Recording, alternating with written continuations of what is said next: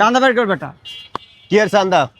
কোন চাঁদাবাজ নাই, দাঁত পালা দিম বেটা। কোন চাঁদাবাজ হবে না। ও কিন্তু সবসময় বিয়াদবি করে ভাই। সবাই নিরপেক্ষভাবে ব্যবসা বাণিজ্য করবে। এই তুই কি আমাকে চিনিস না? আমি কাউরে চিনার দরকার নেই, ব্যবসা করতে আইছি, হালাল ভাবে ব্যবসা করব। বড় ভাই, এলাকার মধ্যে সবাই চাঁদা দিয়া বেড়ায়। ওই 3 নম্বরের সুমন আছে না, ওর কাছে চাঁদার জন্য গিয়েছে, ওই আমাদের গায়ে বন্দুক হাত দিয়ে দিচ্ছে। আপনার কাছে বিচার দেওয়ার জন্য আমরা কিচ্ছু করি না, নাহলে ওর পিছাইয়া দিতাম।